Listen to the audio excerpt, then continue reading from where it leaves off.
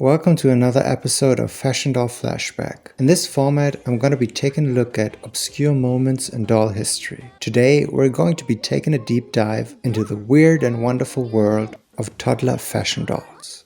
Not a baby doll, not yet a full-grown fashion doll, these dolls were all the rage in the late 80s and early 90s. What made me decide to take a look at this era in doll history was a slew of recent promo images of a new line of upcoming LOL Surprise Big Baby dolls released by MGA that popped up. Big BBs have been going on for a while now, but this is the first time we see them come with rooted hair and hair accessories, encouraging hairplay. Their look totally gave me flashbacks to Mattel's Lil Miss line of dolls and all of the copycats and offshoots that came out back in the day. Standing up, dolls like these are just an inch or two taller than a standard Barbie, but with cherubic features giving them an overall bigger appearance, yet they were still much smaller in size than, say, an 18-inch American Girl doll. A lot of these dolls came with special features, from color change to light-up functions, and there were even singing dolls.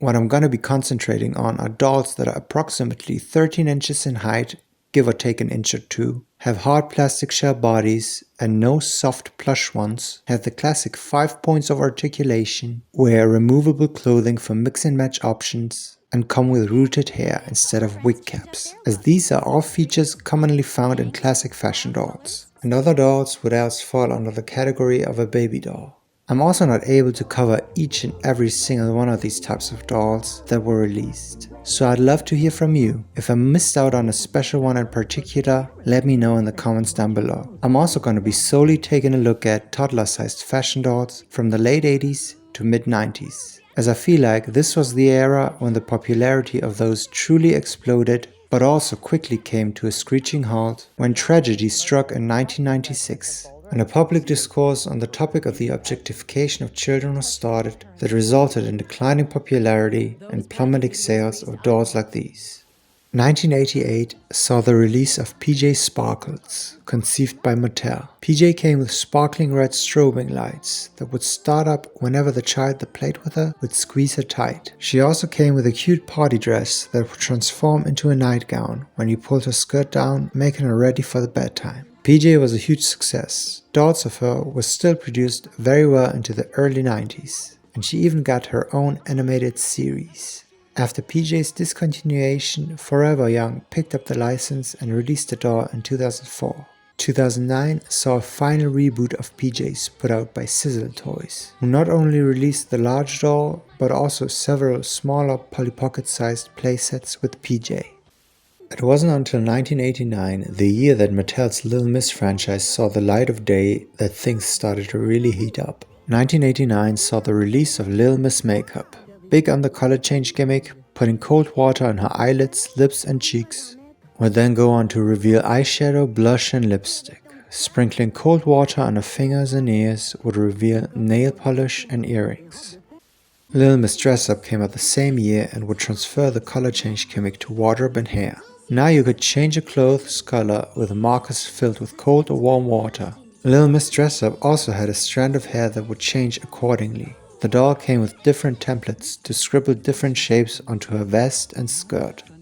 Mattel would then go on to release Triple Change Lil Miss Make-Up in 1990, multiplying the same color change gimmick of having makeup appear or disappear on Lil Miss' face by 3. A total of 7 different Lil Miss dolls were released between 1989 and 1993. In addition to the aforementioned 3, we got Lil Miss Magic Hair in 1990 and Lil Miss Candy Stripes in 1993, both of whom were recycling the color change water gimmick of the previous dolls, though this time around it was fully transferred over to the Lil Miss doll's long hair, giving her either multicolored streaks or stripes, depending on the doll you got.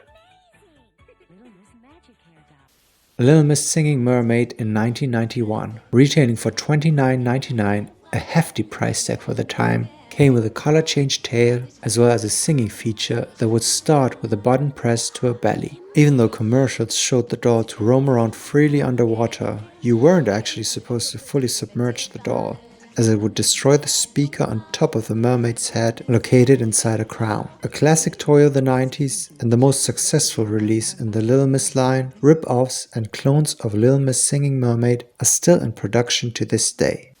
Lil Miss Magic Jewels in 1992, who came with a wand that you could fill up with little gemstones in different colors and use it to stick them onto her dress and hair. The doll came with 24 of these magic jewels, who were attaching themselves to the fabric of the dress or synthetic hair fibers of the doll via Velcro.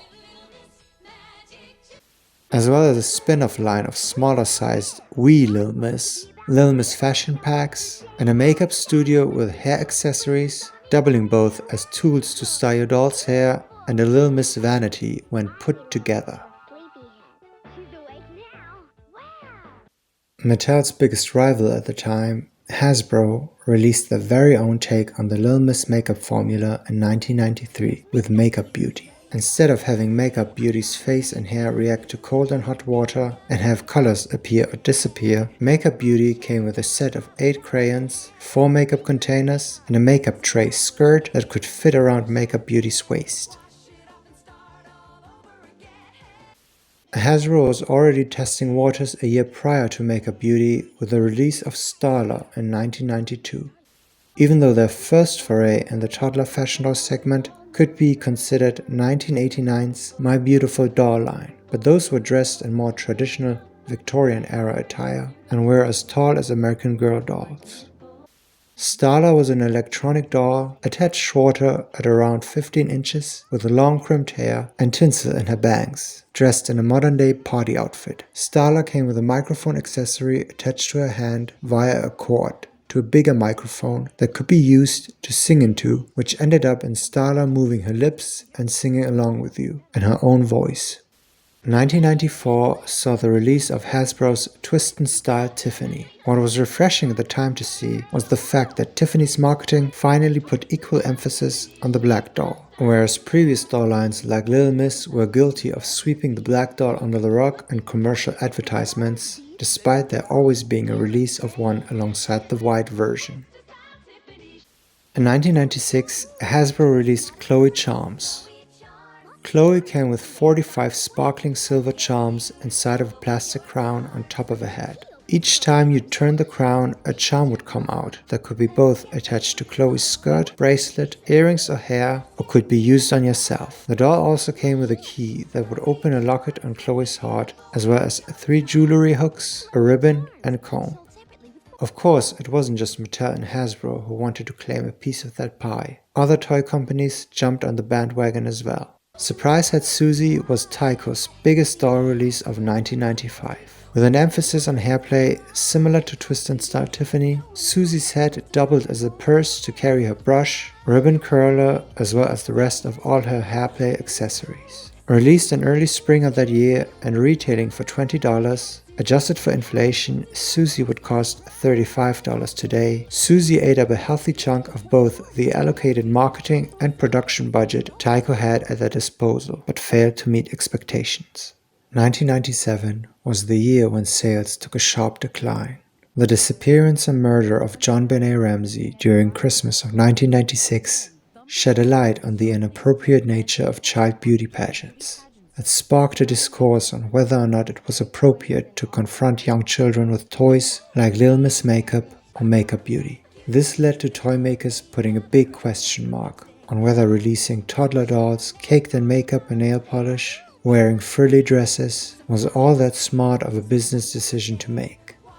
Toy companies could naturally anticipate such a sudden and abrupt shift in the public perception of these dolls though, as boardroom ideas take years before they come to fruition and dolls become a reality on toy shelves. A few dolls were late to the party and came out even in 1997. Case in point, Pretty Crazy Curls, put out by Playmates. Playmates were then best known for being the company that released the Teenage Mutant Ninja Turtles action figures, though they already dabbled in dolls as far back as the mid-80s, with the release of Cricket and Corky, a sibling pair of talking electronic dolls moving their eyes and lips, as well as Jill, the very first robot fashion doll, whose interesting backstory deserves a whole episode of Fashion Doll Flashback on its own. The most interesting thing about Pretty Crazy Curls though was the pet dog. Pretty Crazy Curls herself ended up becoming a big flop though, and another toy fad subsequently just faded away.